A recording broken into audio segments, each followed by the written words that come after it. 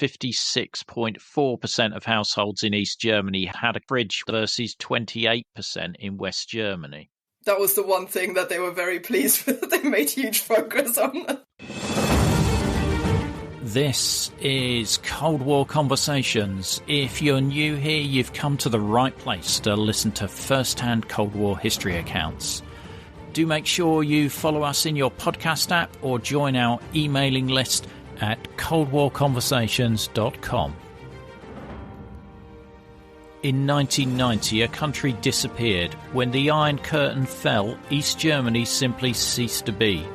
For over 40 years, from the ruin of the Second World War to the cusp of the new millennium, the GDR presented a radically different German identity to anything that had come before and anything that exists today. Socialist solidarity, secret police, central planning, barbed wire. This was a Germany forged on the fault lines of ideology and geopolitics. I talk with acclaimed historian Katya Hoya, whose new book, Beyond the Wall, offers a kaleidoscopic new vision of this vanished country, beginning with the bitter experience of German Marxists exiled by Hitler to the creaking foundations of socialism in the mid-1980s. We discuss that amid oppression and frequent hardship, East Germany was yet home to a rich social and cultural landscape, a place far more dynamic than the Cold War caricature often painted by the West. The battle to preserve Cold War history is ongoing, and your support can provide me with the ammunition to continue to keep this podcast on the air. Via a simple monthly donation, you'll become one of our community and get a sought-after Cold War Conversations drinks coaster as a thank you, and you'll bask in the warm glow of knowing that you're helping to preserve Cold War history. Hi, this is Tree from Berlin. I believe it's so important and interesting to hear these stories from that period, good and bad. Books will tell you so much, but the real-life stories from people who were there make it so real. Just go to coldwarconversations.com/donate. If a monthly contribution is not your cup of tea, we also welcome one-off donations via coldwarconversations.com/donate. I'm delighted to welcome Katya Hoya to our Cold War conversation. Well, I think, first of all, a lot of the history that's already out there is very academic. It tends to focus on particular elements of the GDR. Like, so say, for example, there are lots of books about the Stasi specifically, or about the wall, or about the way that the regime was run. But there are very, very few overall histories of the GDR that try and capture the whole thing. So that was one of my aims. I mean, as the title suggests, I'm trying to go beyond the usual story. So normally the story is about how this is a country and a people that were sort of locked in by a wall. And then we tell the story of 40 years or 41 years of suffering until they were liberated. And people tend to forget that there was life going on behind that wall. And actually the vast majority of people had no intention of leaving the country. I mean, obviously the story of those that wanted to is important, and I tell that as well. But I think on top of that, there also is another story to be had about what life was actually like in the GDR beyond the wall. Most people didn't spend their day every day thinking about where they'd rather be, but they just got on with their lives. And that's kind of what I was trying to do with this. And I'm trying to do it through the voices of the people of East Germany. Rather than speaking about them, I was speaking with them. And trying to have their voices heard. So that, I think, is what makes the book different. Absolutely. And, that is very apparent in the interviews I do, is that people loved, they died, they got married, that all of the whole range of experiences that people would have had in the West happened in East Germany. And I think people look at East Germany very much in hindsight, and they don't look at it in the way that if you lived in East Germany, you did not know the wall was going to come down in 1989. So therefore, you would live your life to the best that you could. A lot of people had very little interaction with the security forces or anything like that. And I think your book is a great portrayal of what that lived experience was like in East Germany. Your book starts in 1918, so that's almost 30 years before the formation of East Germany. Why do you start there? I think it's important to understand where the GDR came from and also who founded it. And the people who founded it, particularly Walter Ulbricht and Wilhelm Pieck, who are the sort of key figures in that, have got a history that goes much longer. They didn't just suddenly spring out of the earth in 1949 and founded a new state. But they were communists all their lives. They've grown up with certain experiences that they've had. And I think it was important to trace those experiences because obviously their own ideology and their own kind of way of seeing the world, and particularly seeing Germany, is formed and shaped by the experiences such as, say, the First World War, the kind of street battles in the 1920s in the Weimar Republic.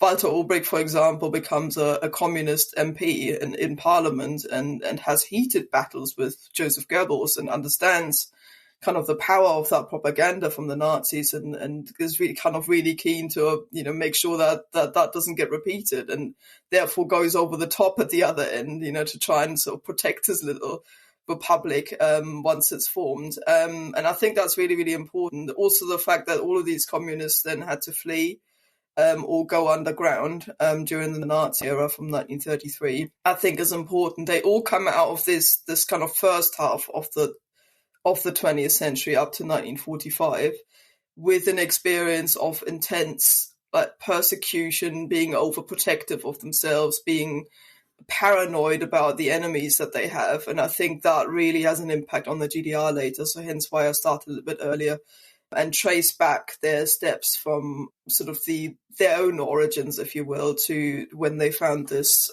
new state, the GDR, in 1949. I think it gives a great context as to their world view and their experiences. And as you say, there's a lot of similar experiences amongst those early leaders of East Germany. So if we just fast forward a bit, and 1945, Nazi Germany is defeated. Gruppe Ulbricht arrives in what was then the Soviet occupation zone of Germany, to a Germany that's been devastated and brutalized by the Soviet army. Yes, and the problem, I think, to start with, is that this Gruppe Ulbricht, so this task force, effectively, that Stalin sends back to Germany to set up new structures, given that, Germany has been completely destroyed, its political structures have gone. It's even simple stuff like nobody's looking after sanitation, water supplies, food, all of that needs doing. And Walter Ulbricht is among a group of 10 men who get sent back, all German communists get sent back to Germany. The problem is they get sent back to a Germany that they don't recognize, that they weren't part of. So where most ordinary Germans, particularly civilians, have either spent the war in Germany and sort of, being bombed, being brutalized by the Soviet army as it arrived, or actually being fighting, if for the men who were of fighting age were off kind of experiencing very terrible things at the front line and committing very terrible things at the front lines. And here comes Gruppe Ulbricht, who sat out the war in the Soviet Union, not being part of any of that. And they basically come back to a people they no longer recognize and the country they no longer recognize, trying to set up things with them. And encounter, of course, a lot of suspicion and hostility, given that they've, sort of dodged the war at best, if not actually, undermined it, basically, because they worked for the enemy. And that's something that a lot of Germany doesn't take lightly. So they come back to a fairly suspicious and hostile world where they try and set up new structures, effectively. And a lot of them, therefore, try to hide their Russian connections, so the existence of the Gruppe Ulbricht gets denied for years. It didn't even happen.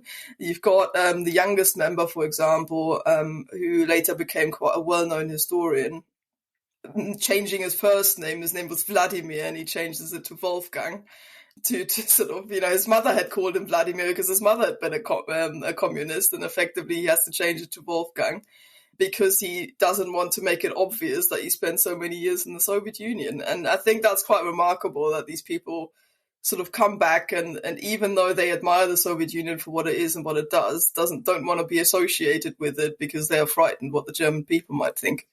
It's little details like that you've got in the book that I think, bring it to life, because as you say, you can find some very dry academic tomes out there that would cover East Germany, but some of the characters that you've discovered where you've got their personal accounts does breathe some real life to this. So the next stage in sort of like the formation of East Germany is this forced merger of the Socialist Party, the SPD, with the Communist Party of Germany, the KPD. Yeah, and that is an interesting story. So that is normally covered by a lot of the more academic books because it's a vital step in the political history of the GDR. So you had this long history now of the SPD, which is, some say the oldest, but certainly one of the oldest political parties in Germany, and has been fighting for sort of social reform mostly throughout its history. There were always, because it was such a broad church, because it was the only left-wing party before the First World War, there were always communists in there, and people like Walter Ulbricht, for example, the founding father, if you will, of the GDR, were actually in the SPD before the First World War and then changed to communism once a communist party existed in the 1920s. And now two parties exist. So you basically have the SPD reformed after the Nazis had banned it. And then you've got the new Socialist Unity Party, SED, set up as a kind of more left-wing socialist/communist party against that. But they realized that basically it was the division between those left-wing factions that allowed Hitler to come to power, because the KPD and the SPD were so hostile to each other that they just couldn't find it in themselves to form a coalition against the Nazis, which could have been quite effective at kind of preventing all the horrible fates that happened to the people that were in both of these parties afterwards. And so there's a really strong argument to only have one left-wing party there. The problem is that they ballot the parties in what was then the western sectors of Berlin, and the SPD is really not all that keen on it. And when they realized that if they kind of just asked them and had a ballot, like, shall we put these two parties together, there's a very strong possibility that isn't going to work out. And so they forced this merger, effectively. Nobody really knows what happened. The head of the SPD, Grotewohl, gets summoned to the Soviet headquarters, and when he comes back, he was, quote, a changed man. Nobody really knows what changed his mind, but suddenly the SPD leader in the East was keen, and the two parties get merged into one, which then basically means you've now got all of these SPD people, like Social Democrats, effectively, in the SED, which causes actually quite some problems later for the SED as well, because they're never entirely keen. So when you get uprisings and things later, it's always the people that were once in the SPD who will point this out and say, well, look, actually, we're SPD people. We're not really here to uphold your system.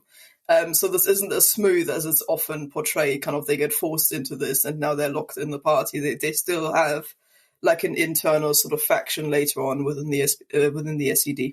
So 7th of October 1949, the German Democratic Republic is formed. At that point, is there amongst the general population a belief in building a different country to the West there? Is there significant support for the SED at this point? Not so much specifically for the SED, but I think people underestimate the impact of Nazism and also of the First World War. There are now people around who, if you're, say, like a middle-aged person at that point, you've literally known nothing but upheaval. And in hindsight, it becomes very obvious that a lot of this upheaval was caused by Germany itself, by its militarism, particularly by Nazism, because that was the war that was much more keenly felt at home as well, because in the First World War, of course, Germany didn't get occupied or bombed. So everyone in Germany has had a dreadful time and is keen to avoid that again, basically, and to build a better Germany. Whatever that means is, of course, different for different people. But a lot of people are quite taken by the idea of building a genuinely better Germany with a better society that is fairer and will avoid sort of the excesses that have been there before. And if you follow communist logic, in terms of what it actually means to be a capitalist country, you basically end up with this sort of staged system. So they believe that capitalism will automatically expand because it needs more in markets, it needs more resources, it constantly devours things. So therefore it needs to expand. So you end up with imperialism, and imperialism, in their view, because you're fighting against other peoples, will lead to fascism.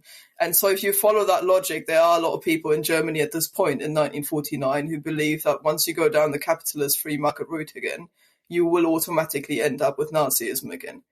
And for that reason, a lot of people found this idea quite attractive to set up a socialist state in Germany. So you get people actually moving over from the Western zones.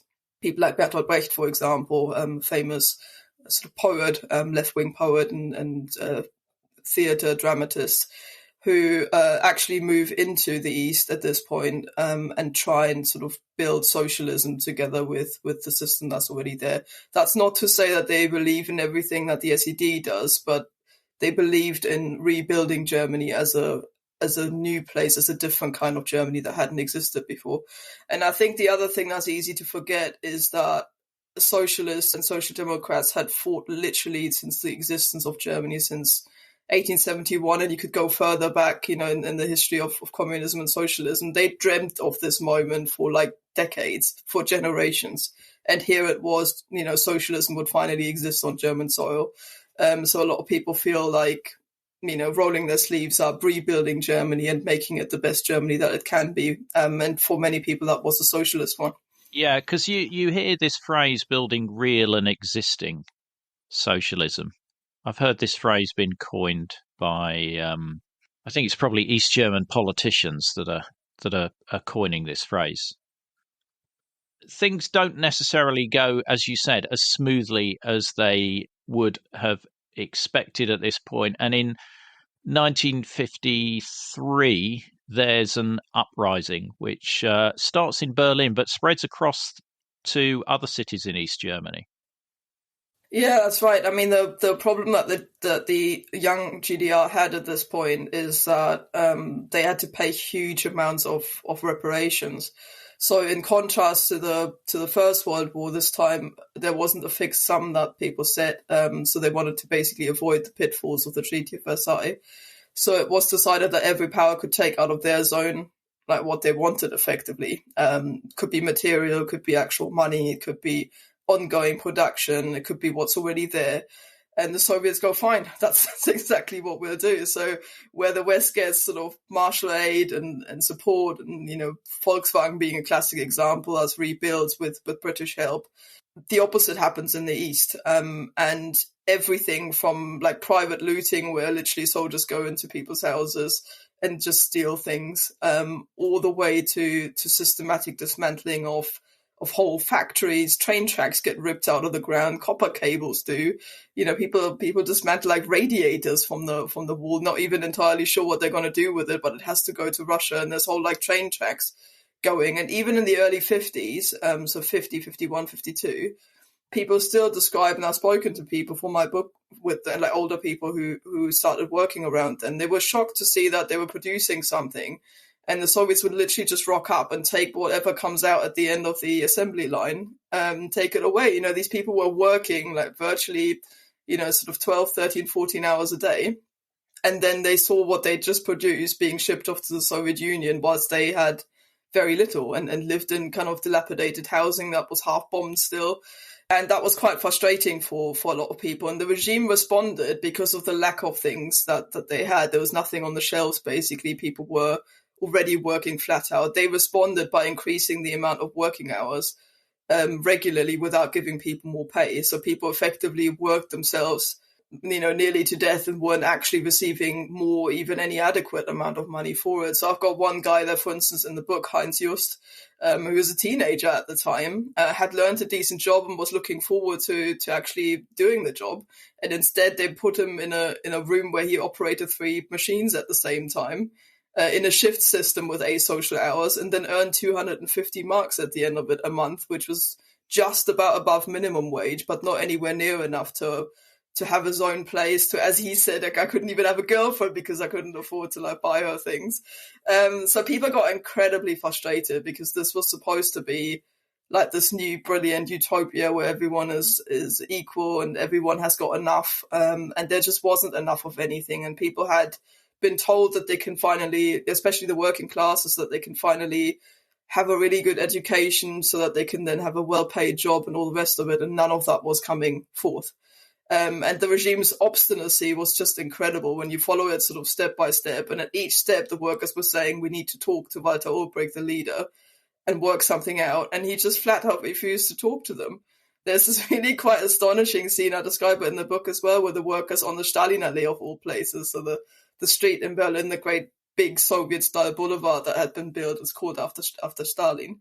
The workers marched down this road onto the government buildings and demand to speak to Ulbricht, and Ulbricht is standing in the government building surrounded by angry workers, still with their tools in their hands and everything. They couldn't have made a better picture of like the German working classes if they tried, the people that he purported to speak for. And he just said to the people around him, Ulbricht, who were trying to convince him to go out and speak to the workers, oh, it's raining, they'll just disperse again, it'll be fine. And of course they didn't.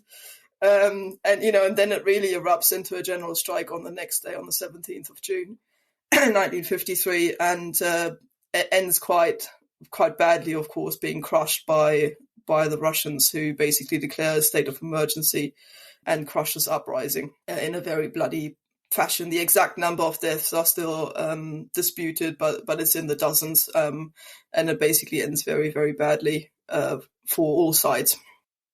So Ulbricht is in quite a sticky situation here, and the workers' uprising is not just the only problem he's dealing with.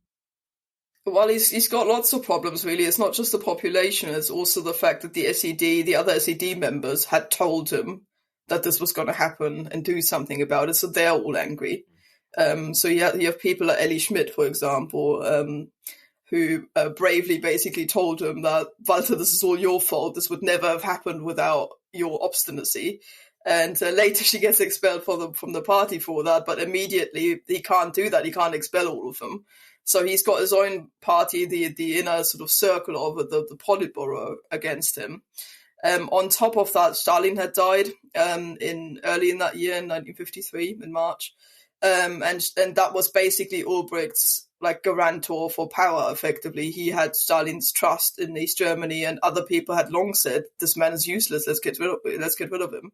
And now that Stalin is gone, his own inner circle is against him, the people are against him, he's got a real problem in trying to cling on to power.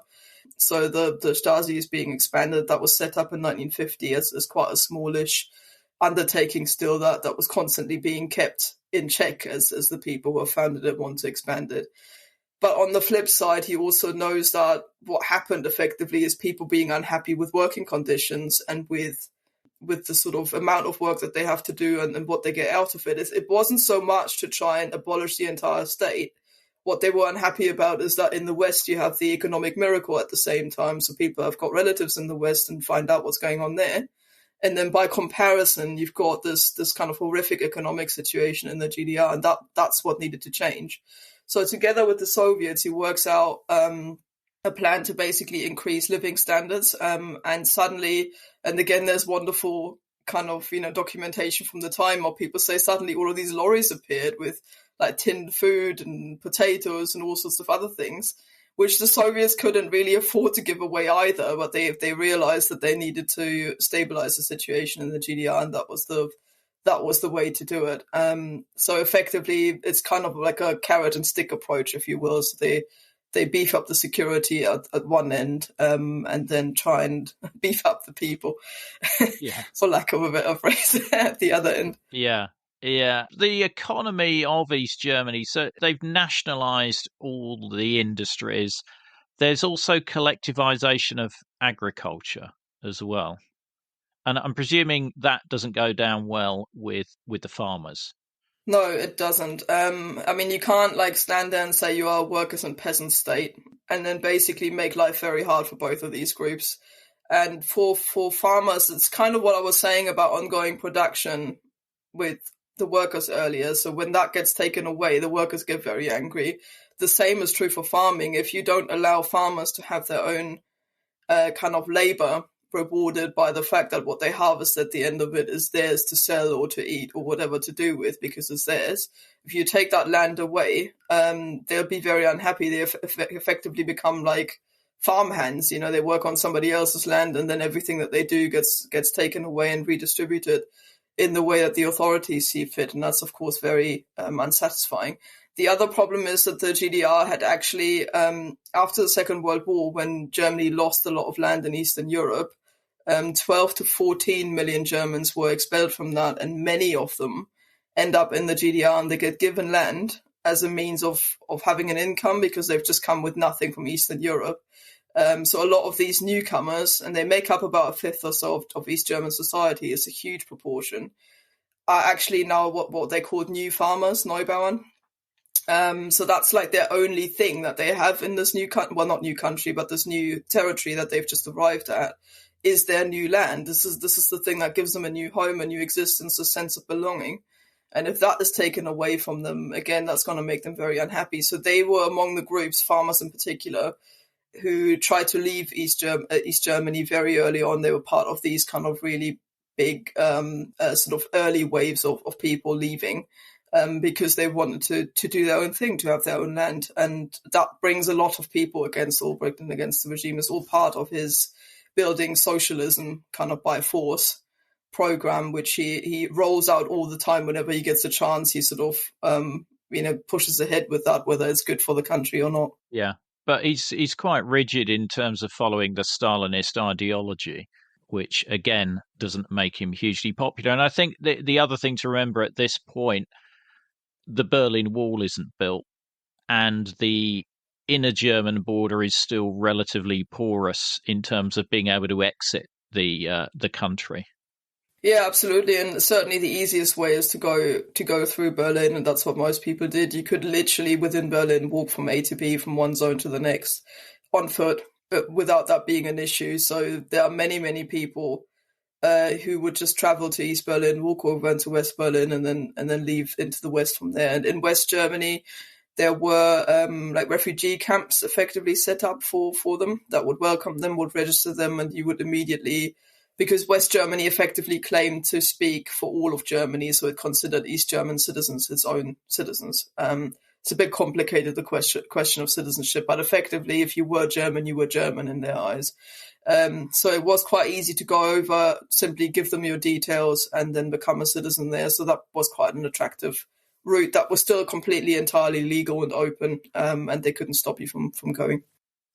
It's in these sections of the book you get introduced to some characters, and I love the way that Margot Feist first appears, who has a better known persona and appears later on in the book. It's great, these little details of these individuals and their life and their stories and how they fit together. I mean, we mentioned earlier the expansion of the Stasi. It's sort of after that uprising that Ulbricht and others get a bit jumpy about where they're living and think, we've seen what happened in Hungary in 1956. We perhaps need somewhere a little bit more secure. And so there's this, there's a little piece that you have in there about the first investigations into, this new housing complex in Wandlitz.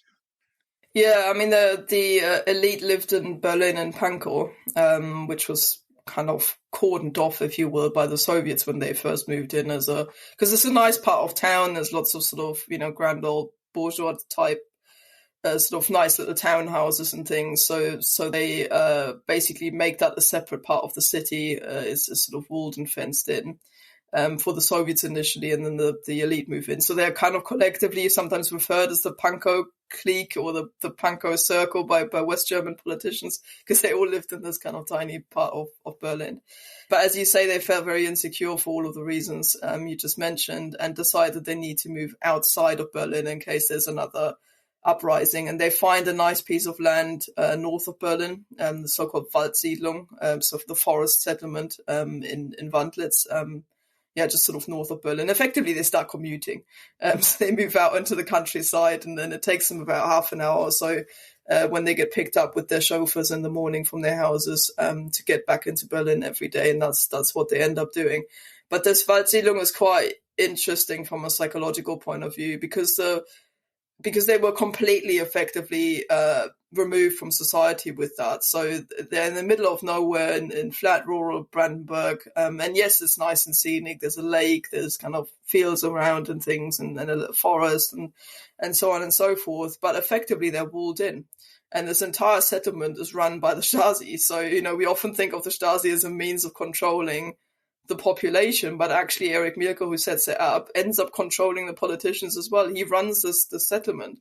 So it's his soldiers and staff that guard it. Everybody in this Waldsiedlung was vetted by and works for the Stasi. So you got people like bakers and hairdressers and butchers. It's like a little a little village basically set up for them.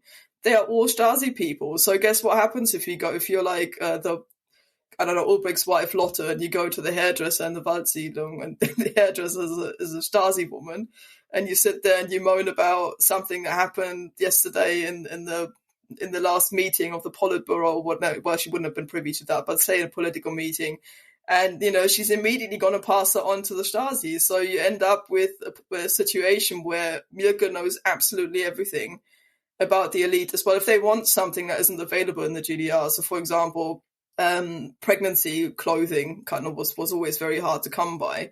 So some of the women would ask basically the Stasi, can you get that for us? And they'd get it into the Waldsiedlung for them. That's something that Mielke would instantly know about. He knew what exotic fruit they liked, or what sort of hobbies they had if they had to have stuff imported for it. So it becomes quite a claustrophobic environment that a lot of the politicians really quite dislike. So many of them do say that they actually didn't like living there because it removed them so far from ordinary life and made them subject to Stasi control to a point where they themselves try to escape from it sometimes. So Margot Honecker, for example, famously gets a driving license and then her own car because she's trying to get away from her security detail, and then sort of just flees the scene when she can because she wants to throw off her shadow, as she calls it, the Stasi security that's constantly around them. Mielke has a file on Honecker as well. He must have a file on everybody just in case he needs some blackmail material. And I think Honecker is an interesting character. He's in charge of the youth organization of East Germany in the early days, and he's been imprisoned the entire war. I think he's arrested in 1935 in Germany, and he's released in 1945. So he spent his entire time in prison. And there is speculation that within this Mielke file was some evidence of him cooperating with the Nazi authorities during this prison period. I don't know whether you've found any truth in that. Yeah, I don't know how far he had anything on Honecker's own collaboration, but there is evidence that his father tried to bail him out because he was worried Honecker was still a young man at this point, and his father was deeply worried that, they were communists as well in the Saarland and in West Germany, really kind of working class community, quite radicalized politically. So it's not that his father had objections to Honecker being a communist and trying to sort of not be Nazified, but he was deeply worried because they'd seen what happened to the other communists who were all, either locked up or driven out of the country or actively murdered. Or put into concentration camps. And so his father effectively wrote to the authorities and said that actually his son has now seen the error of his ways and he's very happy in this new Germany that Hitler set up, and can you let him go? Because a lot of communists did exactly that and were then let go. And this because they were effectively, to the Nazis, they could be reformed. It wasn't an ethical or kind of ethnical issue in their racist worldview. These people were still Germans, and if they could only be reformed by subjecting them to hard labor or kind of incarcerating them for a while, then a lot of them were reintegrated into things afterwards. So that evidence, that letter, for example, is something that Mielke kept in a little red suitcase. It's like he couldn't make up a better Cold War story. Together with other evidence that he had supposedly sort of funded a bungalow or like a chalet for one of his sort of lovers or girlfriends, in terms of using estate money for that. So all of these sort of things that Mielke could get hold of, he collected in case he ever needed to. There were a lot of policies of Honekker's that he was quite suspicious about, Mielke personally. And so when the moment came, he would have used that to either help topple Honecker or prove that he wasn't in the same camp as he was. And Honecker is recognised as a really good organiser because he is in charge of the planning for the building of the Berlin Wall in 1961. So he's moving up in status within that Politburo. Yes, he is. And that's an interesting thing that both he and Ulbricht, so the two leaders effectively who ran the GDR for most of its existence, that's the one thing that they both had going for it, is that they were very good organizers in terms of kind of large scale organizations and events. And so what they lacked in like charisma and in kind of general likability or ability as leaders, they made up for in organization talent. Yeah, and the other reason why he was given the tasks is because, as you say, he was in charge of the Free German Youth, the mass youth organization that the vast majority of young people, of teenagers, were in. And therefore, because it was supposed to have looked as if the East German population wants this wall, they felt they couldn't just police that with army or with security personnel. They kind of needed citizens to do that. And what better way to do that than drafting the youth in to do it? So you've now got young people, sort of 14, 15, 16-year-olds, in there. So the shirts that the Free German Youth wore, they were quite distinctive. They were kind of this bright cornflower blue. And they were obvious wherever they went. They were immediately recognizable. And so you've got all across Berlin, the Free German Youth drafted in effectively to help quell any sort of disturbances or any demonstrations or anything like that. So they were told to sit in bars and in pubs and on park benches and in cinema foyers and in all sorts of public spaces just to make their presence known. To A, create this idea that they were part of the building of the wall, but B, also to, you can't really shoot at them or anything, or kind of, they're kids effectively.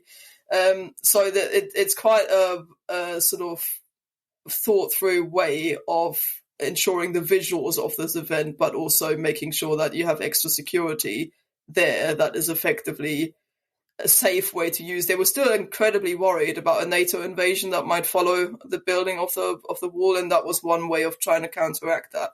And that's why Honecker was partially put in charge of this entire process. It was his organization talent, but also the fact that he could summon basically the youth of East Germany to help him out. Yeah, because they were, being quite clever there in trying to portray this as this is the citizenship or the population of East Germany doing this. It's not the security forces. So there's also quite large involvement from the combat group of the working classes, which is sort of like a workplace militia that has been formed in East Germany as well, and they're on the front line just behind the barbed wire too. Yeah, and they're an interesting group, actually. I've found that kind of researching them quite psychologically quite interesting because it's entirely voluntary. So nobody forced you to join like the Kampfgruppen of the Arbeiterklasse.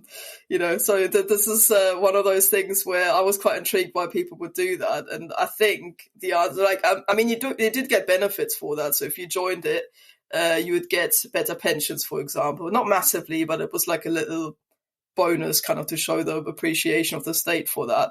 But really, I think what the appeal was is a bit like having the cadets, when you're younger. It's like the one thing you do after work where you have a little adventure, you get to roll around in the mud, you get to like fire weapons and stuff like that. And I think it's that thing that got most people involved in it.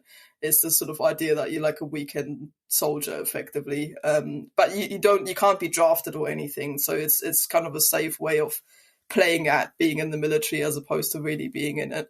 And some of these people were very, very ideological as well. So they sort of joined for reasons of, they genuinely thought they were doing the right thing. And were effectively keen to get involved with the building of the wall. And you have those people on shift systems in Berlin as well helping out, because again, they're civilians, and that made it safer compared to sending the actual army out to support the building of the wall. So you have these like waves of defense effectively for it, and you'd have to get through an awful lot of civilians at first if there was any kind of Western comeback from that. Now, after the building of the wall, the East German government's belief is if they can get reasonable living conditions in the country, then most people will be able to live with the wall. So what is the sort of standard of living like in that sort of early 60s and into the 70s? Is it improving considerably at that point for the average East German? Yeah, it is, because of that belief. That effectively we've walled people in now. You've got to make it worth being in that place. Certainly by the 1970s, actually late 60s, I'd say, you have reasonable living standards. They're the highest in the entire communist world. So it's easy to forget sometimes, because people tend to sort of see, all of Eastern Europe and Russia, including Germany, as one block. And yes, of course, compared to West Germany, it doesn't reach the same standards, but neither do like most countries in the world. I mean, West Germany has got incredibly high living standards at that point. And of course, East Germans compare themselves to that, and they see what their Western relatives have. But at the same time, all the basics are in place. So nobody is like starving at this point. People have got education, subsidized rents, housing is getting better, because they're building a lot. These kind of ugly blocks that people associate with both East Germany and Eastern Europe were actually quite desirable living at the time. Most people had never ever lived in a flat that had central heating or water, even running water, toilets that weren't sort of halfway down the stairs or even outside, that kind of thing. So for the vast majority of people, if you had, say, children and you were married, you were given priority. You ended up with, yes, a little flat somewhere in a hideous block, but it was somewhere that you could live quite comfortably. Things like fridges and radios and those kinds of things are becoming more widespread and also kind of available. Yes, expensive, very expensive compared to the normal everyday products, but nonetheless more affordable for people. So by the end of the 60s, people feel like it's moving onwards, and that was a universal view that I got from pretty much everybody that I talked to, is that they really felt the sort of mid-late 60s were a time of immense progress. People got obsessed with like the space age and technology being moved forward, and there's a real sense that Berlin is being transformed. For example, the Alexanderplatz with its TV tower, all of those kinds of things work together to give people the impression that it's moving forward and they're getting there. Yeah, you've got some great stats in the book. I mean, one of the ones I picked out was the fridge one, which in 1970, I think 56.4% of households in East Germany had them versus 28% in West Germany. That was the one thing that they were very pleased with. They made huge progress on. Yeah, they were very good at fridges. But as far as telephones in the home, it's sort of not so good. 50% West Germany, 6% East Germany. So and that never changed either. It's really interesting how. I mean, I'm sometimes surprised when I describe my experience of the GDR in the late 80s and the things that I remember from it. And then other people in Britain who are much, much older than me say, "Oh yeah, that was what my childhood was like in the 60s." So so these things, particularly telephone, they never catch up with them. Yeah. You had most families still without a telephone in the late 80s. Absolutely. And I think that's where people forget the context is they look back in hindsight, whereas the living experience in a lot of Western countries was not hugely different to the lived experience in East Germany. I mean, one of the stats that stands out is around car ownership, because by 1988, more than 50% of households had a car, which was on a par with the UK at the same time. And all you hear about car ownership in East Germany from most people is, oh, you had to wait 10 years or whatever for a car, which, okay, was true for a new one, but there was a lively trade in second-hand ones as well. And they weren't cheap to get, but then neither was a car in the UK to buy. No, exactly. And I think, once again, there's a comparison, of course, to West Germany, which, both, like, Germans are always obsessed with cars. And of course, when you compare it to West Germany, you end up with people in West Germany on average having more cars and better cars than the Trabant, which most people had in East Germany. But nonetheless, as you say, people focus on the waiting time. So you imagine basically somebody sitting there at like 18 saying, I want a car, so I'm now going to apply to have a car and I'll have it when I'm 28, and then spend my entire money on it. That's not how this worked. Like, first of all, if people knew that you were going to be 18 at some point, you apply for that car when that child's like 8, say, and eventually, that's how it worked on the one side. Or you bought a car and then, as a lot of people did, immediately applied for the next one.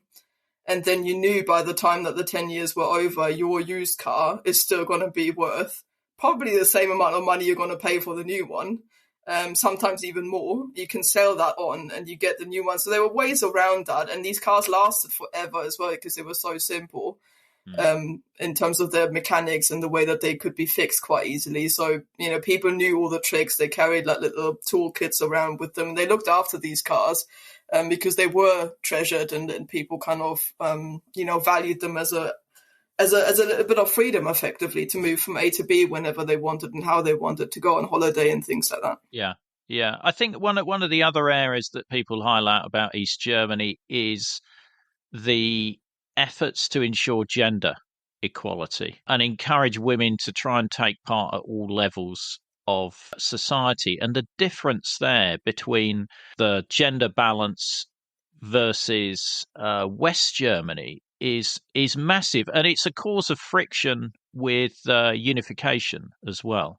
Yeah, it really is. I mean, this is often brushed aside as like a sort of workforce issue, as if, yes, the GDR was always short on everything, including workers, but this isn't an effort to just try and get more people to work. People forget that this is an actual part of socialist ideology, is equality, in the sense that you have gender equality as well. So when you look at the 1920s, the first female politicians are all communist and socialist and SPD people as well, because there's a genuine effort, the ideological effort to make that work. By the end of the GDR, so in the 1980s, nearly every single woman is in work. So you've got work ratios of over 90% of women. And that's full-time for the vast majority of them. Whilst, of course, that isn't a ratio that we've got now, never mind, at the time in Western countries, because of childcare issues largely. I mean, there are, of course, many women who want to focus on being mothers and want to stay at home. That is something that the GDR also allowed. So it isn't, as again, many people claim, a case that you were kind of dragged off to a workplace, to a factory, if you were trying to look after your children. That existed particularly in religious contexts. So in the small Catholic communities, for example, that existed. That was actually still a thing, and people did that, and it was possible to do. But the culture was changed to a point where it just became normal. Women would just grow up, or girls would just grow up expecting to learn a job or to go to university or whatever it is that they wanted to do, and then basically end up in a full-time position just as men did. And I find that really interesting as well when you look at how men and women interacted in the workplace. There's this sort of sense of camaraderie, of working together as equal colleagues. And yes, that takes a while to set in, because in the 50s and 60s in particular, men were effectively the problem, and other women, because society needed to change. So there was still this kind of, expectation that you should look after your children, and if you don't, you're a bad mother, and all of the things that we still recognize today as kind of obstacles against women going to work. But it became, across the time, more normal. And then once the first generation of girls kind of grew up with their mothers working, so my mother, for instance, worked full time, and I never even considered that, and still does actually, I never considered that a weird thing. So you kind of grow up basically as a child, largely, in childcare or going to sort of clubs and things after school. You come home with your own key when you're like 6, but it's just a thing that just happens. And you look after yourself, you learn how to cook your meals and stuff, and, you get on with things. And that's, I think, something that changed society quite a bit over time. as well. And people forget that very different lifestyles were set up as a result of that. So how much dissent is going on in East Germany in the 1970s? Are there independent organisations who are questioning how the country is run? There are. It's largely in the context of church groups, mostly because they are, of course, people within the churches who oppose the secularization of society and the kind of quite aggressive way in which this is done. So churches, for example, receive very little state money to be rebuilt, even where they're bomb damaged and need rebuilding for historical reasons alone. And they also have the means of organizing themselves because these communities, of course, exist, and it's easier to organize any sort of resistance within that. They often work together with West German organizations of the same community. So if you have, say, Protestant resistance groups, they tend to forge links with West German groups of the same ilk and then organize resistance. For example, also getting people out of East Germany and into West Germany. But this is very much still limited at that point to that community. So you don't find the sort of mass unhappiness and kind of willingness to go onto the streets or to do anything amongst the wider population to the same degree that you saw either in 1953 or later in the 80s. And this is why I'm quite uneasy with drawing that connection as well. People tend to put 1953 and 1989 in a line and sort of say, well, look, people were unhappy then to the point where they nearly toppled the state. And that happened again in 1989. And you sort of just wonder what happened in the decade in between.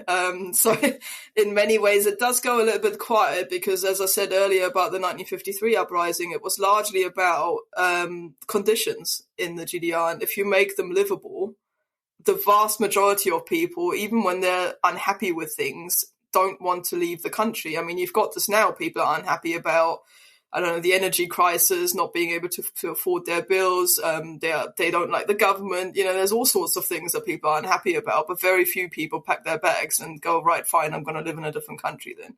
And I think that's sort of the situation you get in the 60s and 70s as well. There is general grumbling. Yes, people are unhappy with things, but at the same time, it isn't enough to tip things over into active kind of mass resistance.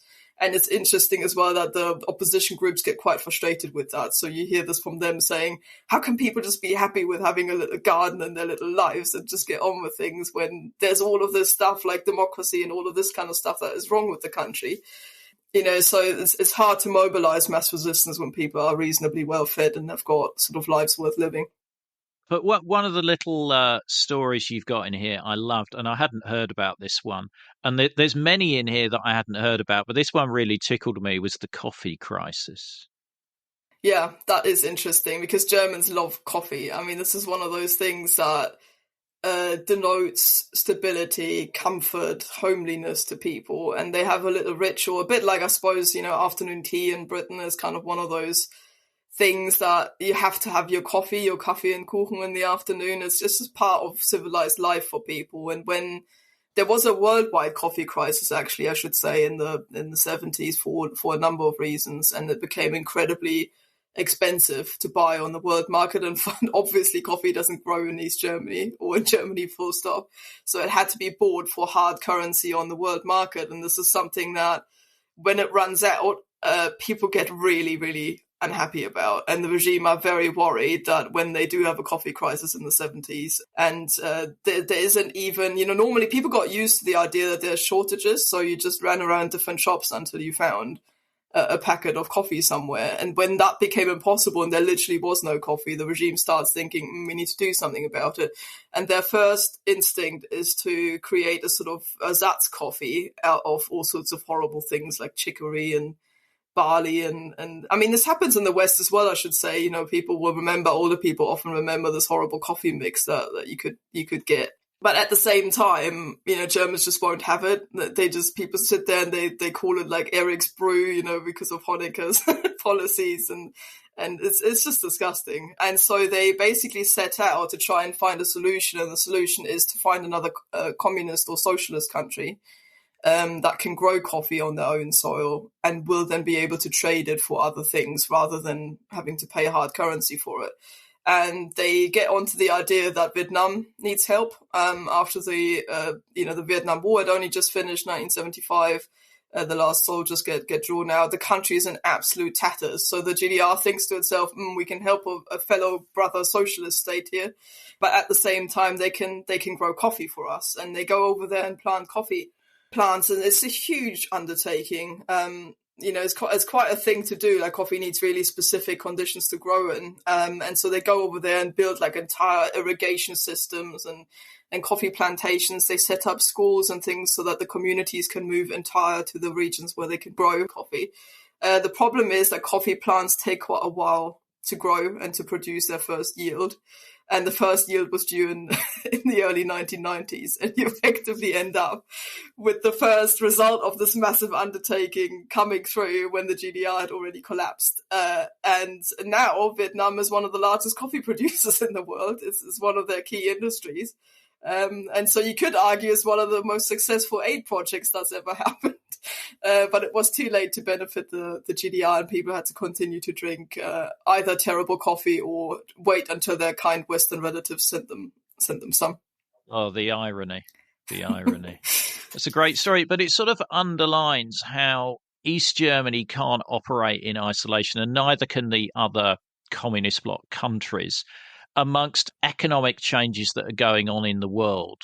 And for East Germany, it becomes more and more difficult to actually finance the projects and the work they're doing to try and keep the population happy. So in the early 80s, the East German government began to realise that actually we are struggling to balance the books here. Yeah, that's right. I mean, they had tried different things, like, as you say, they needed other countries, and so they thought they could build like a socialist sort of trade community worldwide, if only. The problem is that, of course, most of the socialist countries were themselves developing countries, and so you end up with not a particularly strong trade network, and they were trying to do things like getting workers over and training them from those countries to try and build a stronger network. So, for example, they set up a huge cement plant in Cuba, which is still the largest in South and Latin America, and things like that to try and build sort of industrial economies. But of course, again, this is a long-term project, and they realized it wouldn't bail them out short-term. And so they think they need to get money from elsewhere. The problem was that at that point, Poland was collapsing economically and politically because of their upheavals that they had with the Solidarność movement and various other economic issues, which itself sprang from shortages of food and particularly meat. So the West looks at the Eastern Bloc and goes, nah, there's way too much upheaval. It's probably going to collapse very soon. Let's not invest anything. And the GDR has got a huge credibility problem in terms of securing funds and loans from somewhere. And again, this is often built up to a huge thing, but all Western countries borrow money. The difference is that they can borrow money because the banks will basically give them money because they know they can get it back. You can't do that if you're a socialist country. Your fellow socialist countries are all as struggling as you are, so they're not going to lend you any money. Not even the Soviet Union at that point. They kind of have their own issues to deal with in the 80s as well, with Afghanistan and lots of other things. But you end up with not being able to borrow any money, and that is a problem. So they turn to West Germany, of all places, and say, well, look, you know us, we're fellow Germans, we'll pay the money back. And it's interesting that of all places, Franz Josef Strauss, who used to be the kind of the Cold Warrior in the West, a kind of senior politician who fulfilled lots of roles at the time, but is a Bavarian, arch Cold Warrior, basically, ends up contacting Honecker and says to him, shall we meet up and we can surely arrange something? Franz Josef Strauss, he's very right-wing. He's known for his right-wing views. So he's the last person who you think would want to help East Germany. No, that's absolutely right, and very, very anti-GDR as well. So there's constant sort of sniping. So, for example, there's one incident where, and this happened a lot as well, where a man collapsed at the inner German border of a heart attack. not in small part due to the very rough way in which East German border guards would handle people crossing over from the West. There were, I think, it's something like 300 and something people who actually died of heart attacks at the inner German border.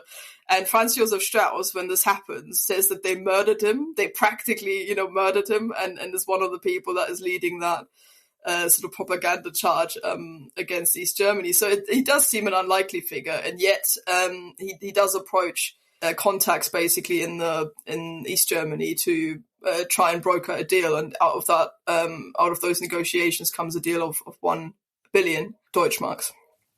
What I found surprising in the book, and I hadn't realised this, was how Honecker is having phone calls with Helmut Cole, and you've got a brilliant transcript of a call of them together, and it's like a couple of buddies chatting away. It's bizarre. I found that absolutely fascinating. But he eventually visits West Germany in 1987. I always remember these photos because Cole's a big guy and Honecker's not a big guy, and the contrast between the two is bizarre. Yeah, and people were, I think, also envisioning them as almost like representations or personifications of their countries, respectively. I mean, the GDR is much smaller in every category that you want to look at it than the West.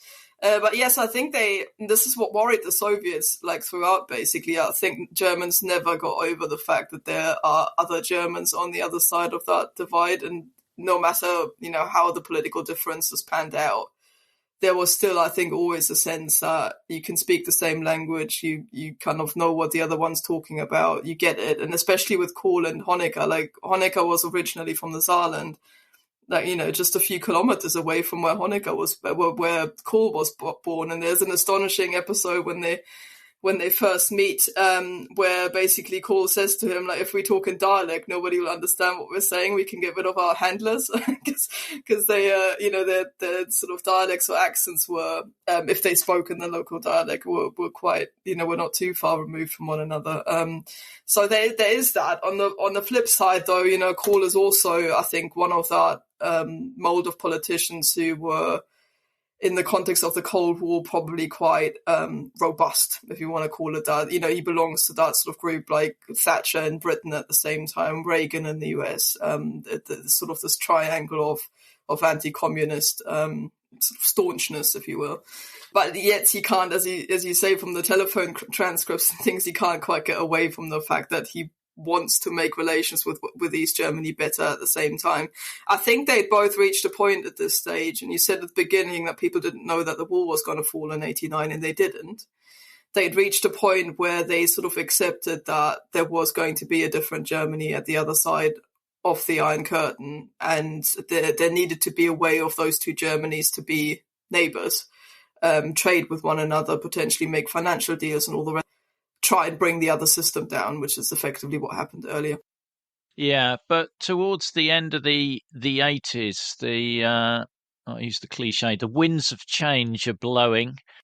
Solidarity has been legalized again and is moving towards elections in Poland. And the sort of civil rights movement we were mentioning before becomes more burgeoning as people are becoming more dissatisfied with life in East Germany. Would that be a correct analogy? I mean, what is triggering the growth in the civil rights movement at the end of the 80s? I think people are just generally getting unhappy with the way that nothing is changing. That's the thing that came out of most of my interviews, was that people were saying they made all sorts of reasonable suggestions, reforming the political system, making it more democratic, opening the GDR up, easing restrictions in terms of traveling to the West, which had been happening step by step, but not fast enough. People wanted to see their relatives, and they actively said, and this is still, even once the walls open, people are driving past the border guards saying, we will come back, stop worrying about it. This isn't the point. So there was a sort of expectation that the GDR would move into the modern age, and Honecker isn't the man for that. I mean, as you said, he was, yes, one generation on from Ulbricht, but nonetheless somebody who'd gone through the 1920s and the 1930s and experienced all of that. He was a man who was very, very out of touch. He was also very ill and getting increasingly sort of frail physically and psychologically. And he really was, like Ulbricht before in 1953, and there is a connection here in that sense, unwilling to accept that change needed to happen. And most of the groups all the way into 1989 aren't asking for the GDR to be abolished or even for socialism to be abolished. They're asking for reform. That includes the civil rights groups, most of them as well, who were actually, once it becomes obvious that unification was on the cards, many of them are actually worried about what's going to happen to the things like, like we were saying earlier about women's position in society and things like that. So you basically have a situation where it's not so much the actual conditions, it's more the fact that people can live with them for now if there's a sense that they are changing and they're not changing. And it's that obstinacy that most people get very annoyed about. I spoke to one guy who stood in the last municipal elections in 1989. They're quite famous or infamous for the kind of outbreaks of dissent. And he stood in that election for the Liberal Party. And he said you had to basically, you were set as a candidate. So people literally just ticked off the list of candidates and that was it, by way of electing. So there was no way they could not have elected him. But what you had to do is you had to face the electorate beforehand, and they were allowed to kind of voice concerns or say the things that they wanted you to change for them once you're in power.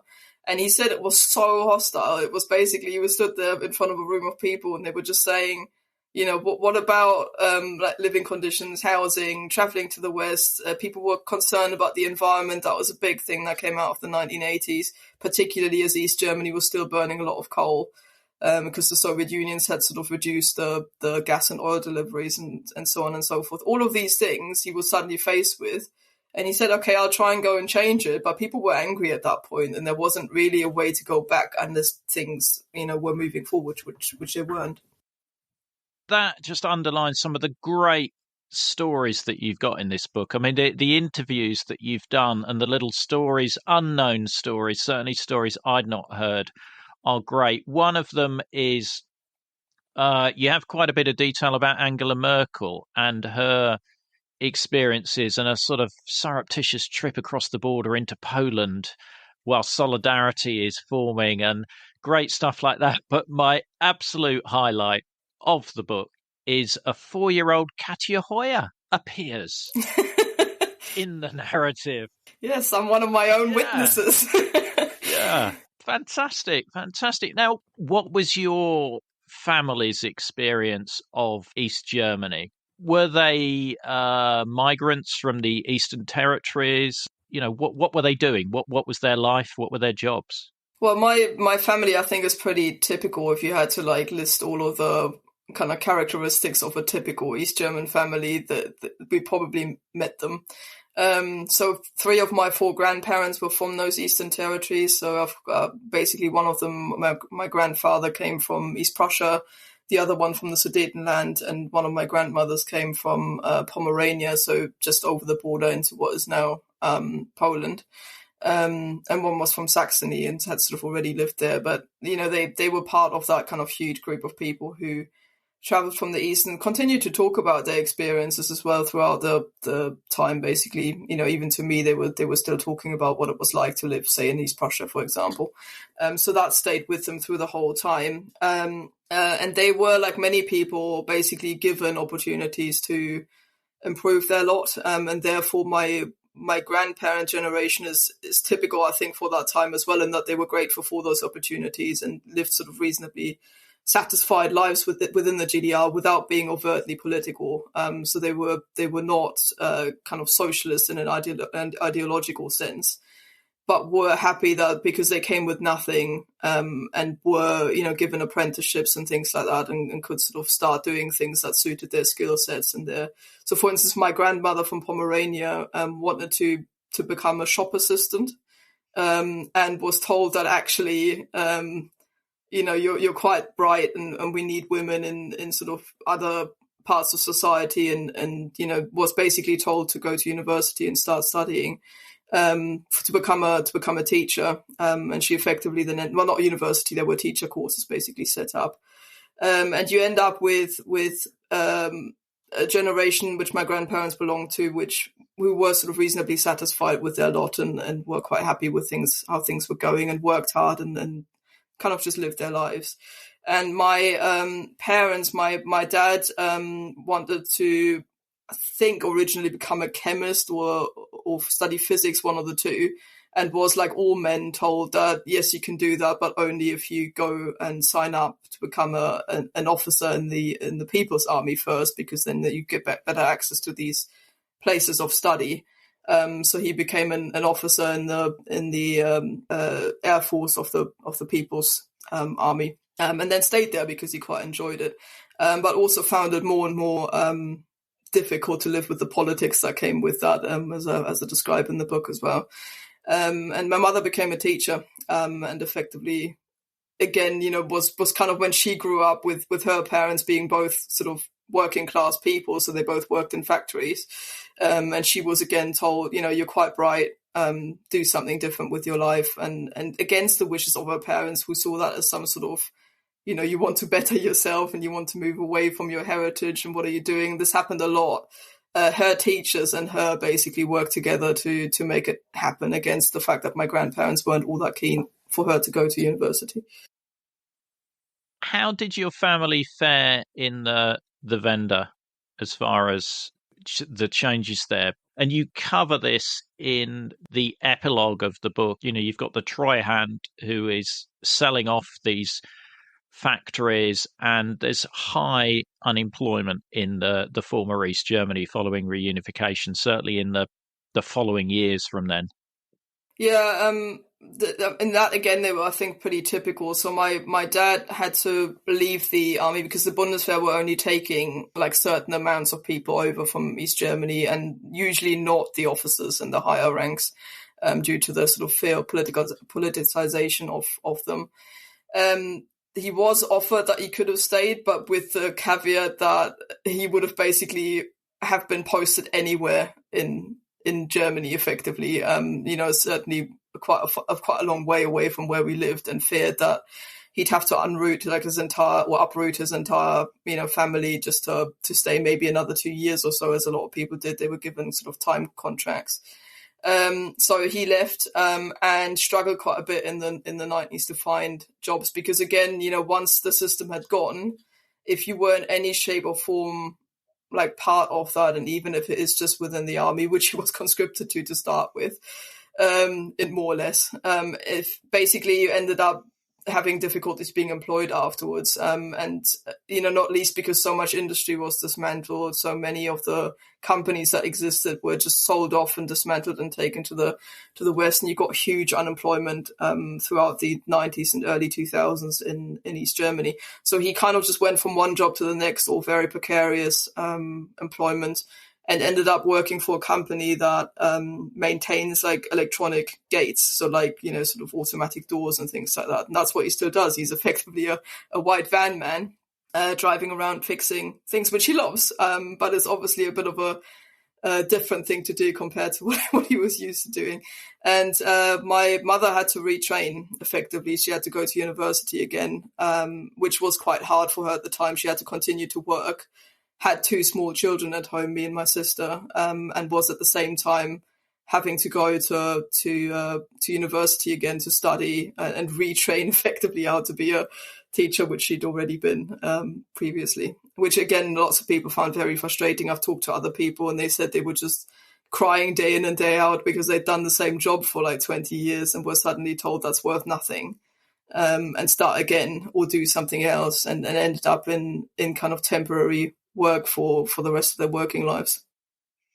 It must have been an exciting and exhilarating time, but at the same time, really a frightening time, particularly for people of an older age who had all they'd ever known had been East Germany and that almost like comfort blanket that they'd had. Yeah, and people tend to reduce that to the economic level. So they say things like, so and so much money has already been invested in East Germany, and why are you not grateful, and all the rest of it. When actually, as you say, it's that psychological component as well, and particularly the devaluing of work, I think, is something that people really struggle with. And this is, I think, again, this has really strong echoes now. So when you have kind of, take the luggage handler crisis at airports at the moment, when you have people working for very little money, very hard work that they have to do, and you don't get recognized for what you do. You're an asset, you're a number on somebody's spreadsheet, an overhead to a large company that doesn't even know you exist at the bottom end. And that just didn't exist in the GDR. You were part of like these work brigades, for example, that did like work together to achieve the targets. If you achieved the targets, you'd be recognized. There would be like celebrations. You got medals even for that kind of thing. You could be a hero of labor, was one of the kind of recognitions that you got. And people were just used to the idea that their life was their work. Like you would identify with your job. That was really a part of who you were. And that suddenly went. So even if you got a new job, it wasn't the same. You weren't part of kind of this really closely connected group of people anymore that you, after work, you'd sit and have a beer with, or you even go on holiday with, or whatever. People were very, very close with their work colleagues, because it was seen as a like so collective thing to do. And yes, a lot of people were bored with their work as well, but nonetheless, it was safe. It was kind of, if you were happy with your life, you were okay. And that safety and security, I think, was something that was lost, and also the sort of communal aspect of life in the GDR. And it's very hard to explain to people who haven't lived with it and experienced it to get that across without making a political point, which I'm not. So I'm trying to explain what was lost to people without saying the GDR was the best place ever. That really isn't the point, but it's trying to understand what it was that made these people's lives what they were, and what they then felt that they'd lost. And that wasn't going to be replaced by having a telephone in your house, or, I don't know, having internet from the sort of, mid 1990s onwards, and then so on and so forth, because they're two different things, basically rebuilding the country physically and trying to merge East and West German societies together. Yeah, and I think it's an important differentiator between the experience of the other countries of like Warsaw Pact countries, whereby Czechoslovakia, okay, for a while, it remained as Czechoslovakia. It was no longer the Socialist Republic of Czechoslovakia, it was Czechoslovakia. Whereas with East Germany, the impression I get, some feel that they were subsumed or forced into having to be like West Germany. There wasn't, and there was a lot of talk at the time of unification, I remember, of a third way between communism, capitalism of West Germany, and another way of running the country. And I think you touched on that slightly with some of these civil rights groups being fearful of what would happen with reunification. Yeah, because the expectation in the negotiations, and this is openly said from the Western side, was that we have a system here, we have a constitution, we have a market economy, and what we're negotiating about isn't merging those two together, but how we can integrate your system into ours, and it just becomes like absorbing it basically into the system that already exists. There was absolutely no negotiation from the Western side on how that could work, and whether there was maybe, as the SPD suggested, for example, in West Germany, whether there was a way to amalgamate the systems rather than just absorbing the GDR. I think it's also often a misreading of that election in 1990. So the first East German election that was free in 1990 came up with sort of majority for the parties, for the coalition of parties, that suggested a really quick unification that was just absorbing East Germany into West Germany. But the problem is that basically politicians had promised a number of things. Like Cole basically was saying that there will not be any unemployment, and you can immediately have access to the welfare system if anything goes wrong, and all the rest of it. And I think people had a very, very different idea in 1990 what was going to happen. And you can see that in, for instance, the turnout at the time. So the turnout was incredibly high in East Germany to that election because people wanted change. And then you see that drop throughout the 1990s. People get disaffected, they get angry because the stuff that they've been promised hadn't materialized. And this isn't about material safety alone. And I can't stress that enough, because that is always the comeback I get when I say things like that, but there's unemployment benefits or this, that, and the other. That isn't the point. People have lost what they felt to be the dignity of their labor and their work to a system that they didn't understand before they entered it. They were sold West Germany as something that they saw on television in adverts, in the way that propaganda was bringing it into the East. And then the reality of it, which comes with risks and which comes with pitfalls, wasn't what people were expecting. And I think that is an issue that needed more communication and more work on that, rather than kind of just get on with it. It is what it is.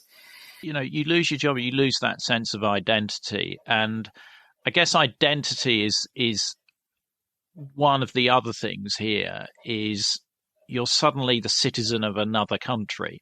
The overwhelming thing that people were saying was, I believed in it, but I also saw that things needed to change, that it couldn't go on like that. That's the phrase that I hear a lot. People realize, even the ones that were really pro-GDR, because I didn't speak to politicians as much. The only politician I spoke to was, two actually, Gregor Gysi and Egon Krenz. But by and large, I talked to kind of ordinary Germans who weren't like functionaries or party officials, in the sense that they were like really invested in that particular system. But even those who were like vaguely, pro-socialism, still said like they realized that things had come to a dead end and something needed to give. But they didn't agree with the way that kind of, all of the kind of progress that had been made on a social basis. Take women in the army, for example. That's something that had started in the GDR, and then the Bundeswehr was by its own constitution forbidden to have women in the army, so they were all just sacked. All the 2,000 women that worked in the National People's Army were literally just sacked without any kind of conversation about that. What could have been done to try and find some sort of solution for that. The childcare suddenly disintegrated. And yes, there was still more than in West Germany, but not to the level where everybody could just have a childcare place. So many women ended up suddenly at home. They were previously, I don't know, like a chemist or lab technician or whatever they did. And that was their identity as much as it was for the men. And suddenly they end up being at home with 2 small children to look after and nothing else to do. And they just don't get that lifestyle because they can't live it. They don't want to live it. And they were very unhappy. So female unemployment rises even more sharply as a statistic than general unemployment. And all of these things, I think people find difficult to get their heads around. The book is called Beyond the Wall, East Germany 1949 to 1990. It's by Katya Hoya and is published by Alan Lane. There will be links in the episode notes, and if you buy the book on those links, you are helping to support Cold War Conversations. Don't miss the episode extras such as videos, photos and other content. Just look for the link in the podcast information. The podcast wouldn't exist without the generous support of our financial supporters, and I'd like to thank one and all of them for keeping the podcast on the road. If you'd like to help the project, just go to coldwarconversations.com/donate. The Cold War conversation continues in our Facebook discussion group. Just search for Cold War Conversations in Facebook. Thanks very much for listening, and see you next week.